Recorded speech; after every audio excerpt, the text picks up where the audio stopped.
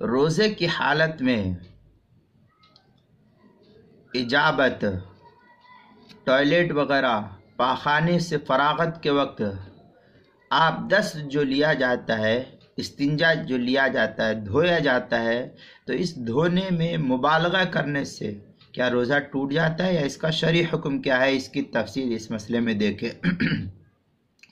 چنانچہ اجابت کے سوراخ کو عربی میں دبر اور مقعد بھی کہتے ہیں، یعنی پاخانہ نکلنے کا سوراخ بھی کہا جاتا ہے، جس کو ہم ٹوائلٹ وغیرہ کہتے ہیں، ٹوائلٹ کا مقام۔ بعض اس کو فیروز اللغات وغیرہ میں گانڈ کہتے ہیں۔ لہذا اجابت کے سوراخ کو عربی میں دبر اور مقعد وغیرہ کہتے ہیں۔ اس کا تفصیلی مسئلہ اس سلسلے میں یہ ہے کہ اگر اجابت کے سوراخ میں دوا ڈالی گئی،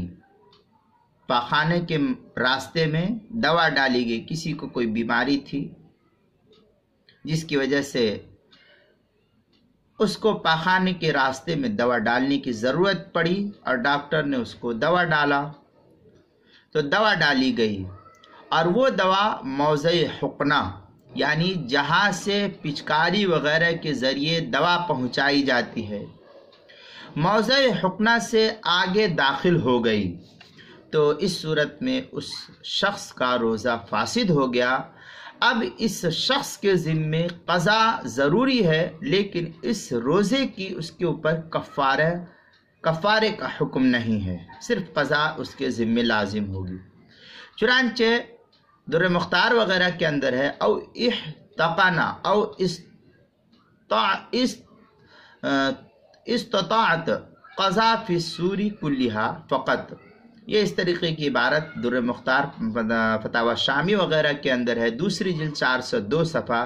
جو پاکستان کا چھپا ہوا نسخہ HM سعید کراچی کا ہے۔ اجابت کی تیسری صورت، اگر روزے دار روزے کی حالت میں اجابت کے سوراخ میں کوئی خشک چیز داخل کر لے، پاخانے کے مقام میں کوئی خشک چیز داخل کر لے، لکڑی وغیرہ یا اور بھی کوئی چیز، اور اس کا سر باہر رہے یا تر چیز داخل کرے اور وہ موضع حقنہ تک پہنچ جائے جو دوا پہنچانے کی جگہ ہوتی ہے، تو چونکہ یہ چیزیں اندرونی حصے تک نہیں پہنچی، اس لیے روزہ فاسد نہ ہوگا، قضا اور کفارہ بھی اس کے ذمے لازم نہیں۔ جب روزہ ہی نہیں ٹوٹا تو قضا اور کفارے کا کوئی مسئلہ ہی نہیں ہے۔ چنانچہ شامیہ وغیرہ کے اندر ہے او ادخلا اودن ونحبہ فی مقعدتہ وطرفہ خارجا، اس طریقے کی عبارت او ادخلا اصبعہ الیابس فیہ ای دبرہ او فرجہ وغیرہ عبارت نقل کی ہے در مختار کی، جو HM سعید کراچی کا چھپا ہوا نسخہ ہے، اس کی دوسری جلد صفحہ 397 پر اس کی تفصیل نقل کی گئی ہے، آپ وہاں تفصیل کو دیکھ سکتے ہیں۔ اس کی چوتھی صورت، اگر روزے دار نے خشک چیز مثلا روئی یا کپڑا وغیرہ اجابت کے سوراخ میں داخل کی، پاخانے کے مقام میں داخل کی، دبر میں داخل کی، اردو میں جس کو گانڈ کہتے ہیں، اس میں داخل کی، اور ساری وہ چیز اندر غائب ہو گئی، یا تر چیز داخل کی اور وہ موضع حقنہ تک پہنچ گئی، تو روزہ فاسد ہو جائے گا، صرف قضا واجب ہوگی، کفارہ اس سے لازم نہیں ہوگا۔ چنانچہ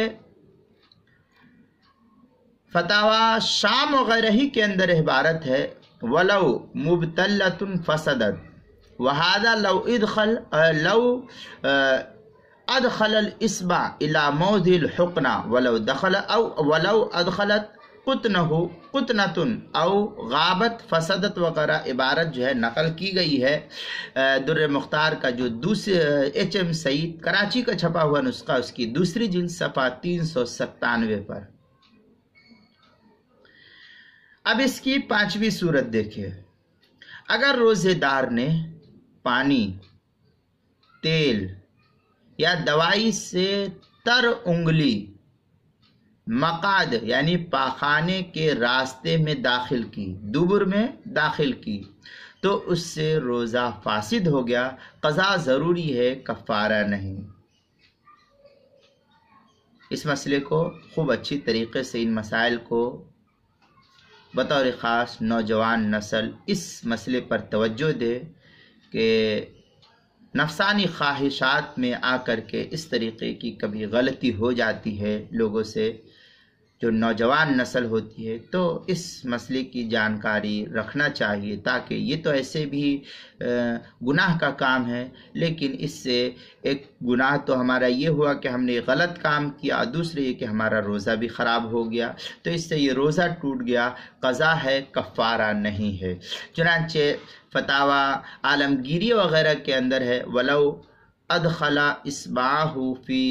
اِسْتِهِ أَوِ الْمَرْأَ فی فرجہ لا یفسد وهو المختار وغیرہ جو ہے نقل کی ہے عبارت، جو مکتبہ رشیدیہ سرکی روڈ کوئٹہ بلوچستان کا چھپا ہوا نسخہ ہے فتاوی عالمگیری کا، اس کی پہلی جلد 204 صفحے پر اس کو نقل کیا ہے۔ اب اس کی 6ٹھی صورت، اگر اجابت کے دوران پاخانے کے مقام سے کانچ نکل آئے اور وہ اس کو تر کر کے چڑھائے تو روزہ فاسد ہو جائے گا، کیونکہ یہ مقام حقنہ تک پہنچ جاتا ہے۔ کانچ عموماً جو لوگ بیمار ہوتے ہیں تو پاخانے کے راستے سے اندر کا حصہ باہر نکل آتا ہے پاخانے کے مقام پہ، تو اب اگر یہ اجابت کیا، استنجا کیا، پاخانے کو دھویا، اب وہ حصہ جو اندر سے باہر نکلا تھا وہ تر ہو گیا، اب یہ جب فارغ ہو گیا، اب یہ کھڑا ہوا، تو کھڑے ہونے کی صورت میں یہ باہر جو نکلی ہوئی تھی اندر کی حصے کی کانچ وہ اندر چلی گئی، تو اب اس سے فقہا لکھتے ہیں کہ روزہ اس کا ٹوٹ جائے گا۔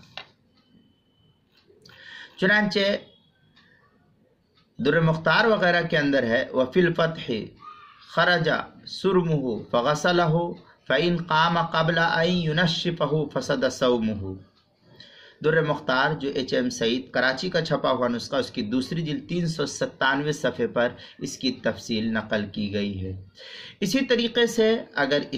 اس مسئلے کی تفصیل اردو کتاب میں دیکھنا ہے تو روزے کے مسائل کا انسائکلوپیڈیا، اس کے صفحہ نمبر 27، صفحہ نمبر 28 اور صفحہ نمبر 29 میں بھی اس